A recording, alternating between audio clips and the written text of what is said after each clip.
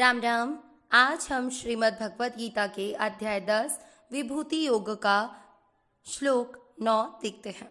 पहला चरण म पूरा है, म में मिक्स करेंगे। मात्रा के अंदर आधा च और पूरा च, आधे च को म के साथ पढ़ेंगे मच।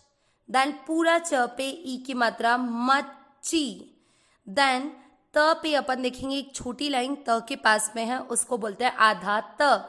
तो ची के साथ आधा त मच्चित, मच मच चित। अब एक पूरा त है, पूरे त पे आ की मात्रा लगा दी ता। तो ये आधा त जो है उसको आपको छोड़ना नहीं है। कैसे करना है? मच, म के साथ आधा च, ची के साथ आधा त, मच्चित्ता, मच्चित्ता। आगे म पूरा और आधा द, मद। ग त दोनों अक्षर पूरी, दोनों में मिक्स करना है। ग त प्र, प्र में प्र का अर्थ हुआ प आधा, र पूरा, प्र। प्र में आ की मात्रा प्राणा, मत गत प्राणा। पहला चरण रिपीट, मच्चित्ता मत गत प्राणा।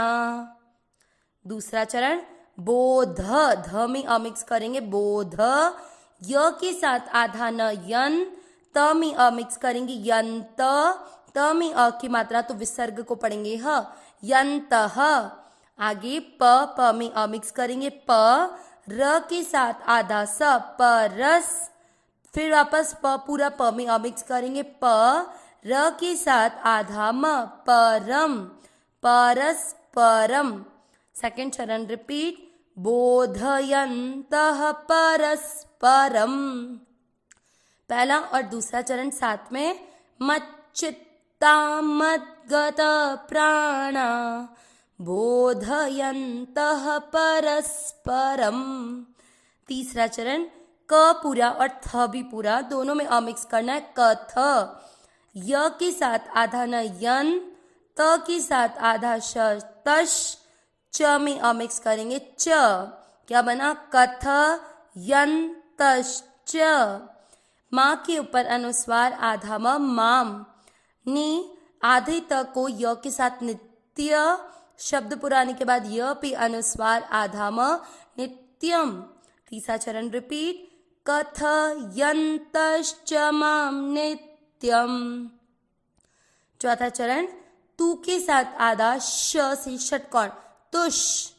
य पूरा, मात्रा के अंदर आधा न है, उसको य के साथ पढ़ेंगे, यन। तुष यन। त पे ई की मात्रा ती, तुष्यंती। च में मिक्स करेंगे, च। देन र में मिक्स करेंगे, र। म में मिक्स करेंगे, म। मात्रा के अंदर जो आधा न है उसको म के साथ पढ़ेंगे, रमन। बचा त पे ई की मात्रा ती, रमंती। च में वापस मिक्स किया, च। चौथा चरण रिपीट, तुष्यंती च रमंती च।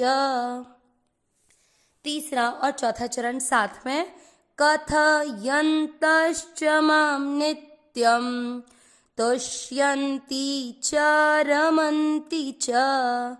पूरे श्लोक का उच्चारण एक साथ, मच्चित्ता मद्गत प्राणा बोधयन्तः परस्परम कथयन्तश्च माम नित्यम तुष्यन्ति च रमन्ति च।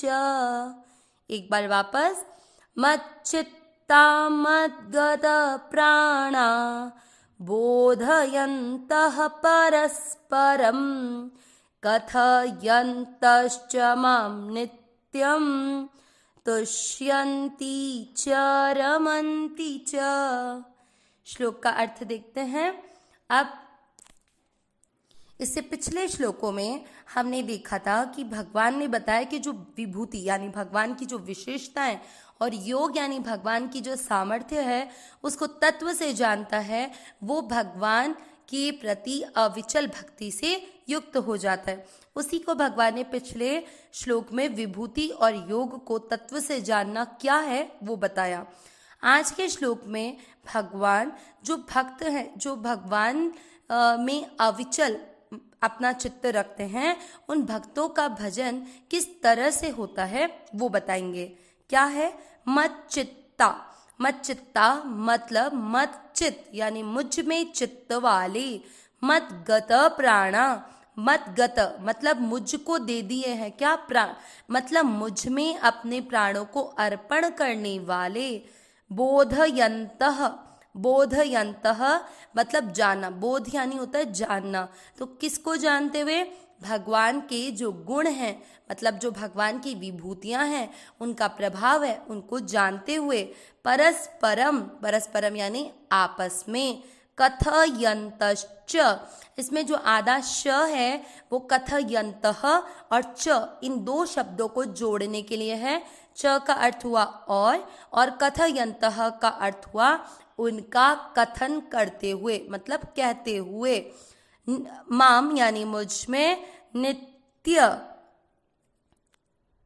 नित्य यानी नित्य निरंतर, तुष्यंती यानी तुष्य तुष्ट होना यानी संतुष्ट रहते हैं, च और रमंती, रमंती यानी रमन करना यानी हमसे प्रेम करना, प्रेम करते हैं, च यानी और। पूरा अर्थ क्या हुआ कि मुझ में चित्त वाले और मुझ में प्राणों को अर्पण करने वाले आपस में मेरे गुण और प्रभाव को जनाते हुए मतलब वो जानते हैं और उनका कथन करते हुए मतलब दूसरों को कहते हुए नित्य निरंतर संतुष्ट रहते हैं और मुझ में ही रमंती च यानी मुझ में ही प्रेम करते हैं। नॉर्मल अर्थ क्या हुआ कि भगवान अपने भक्तों के भजन किस तरह से करते हैं, भगवान के भजन भक्त वो भगवान में अपने चित्त को स्थिर करते हैं और अपने प्राणों को मतलब प्राणों को अपना नहीं मानते, प्राणों को भगवान को अर्पण कर देते हैं। उसके बाद में वे भगवान के गुण मतलब उनकी विभूतियां उनके प्रभाव को जानते हैं, इसीलिए उनको जानते हुए दूसरे लोगों को बोधयंत मतलब जनाते हैं, बताते हैं, किसके द्वारा, कहने के द्वारा, कथयंत कहकर वो दूसरों को भी भगवान के गुण प्रभाव के बारे में बताते हैं और ऐसा करके वो हर समय संतुष्ट रहते हैं क्योंकि उन्हें प्राणों की चिंता नहीं, प्राणों को किसको अर्पण कर दिया, भगवान को, चित्त किसको अर्पित कर दिया, भगवान को, केवल भगवान की कथा, उनके गुण, उनके प्रभाव उनको एक दूसरे को कहकर वो संतुष्ट रहते हैं और केवल उनका प्रेम इस संसार के किसी भी व्यक्ति से नहीं, केवल और केवल भगवान से ही रहता है। इसके बाद में आगे वाले श्लोक में भी भगवान उनके भक्तों के द्वारा होने वाले भजन के प्रकार को और अच्छे से और अधिक बताएंगे। अविनाशी सहज सुख राशि, हे नाथ हे मेरे नाथ मैं आपको भूलूं नहीं, नारायण नारायण नारायण नारायण।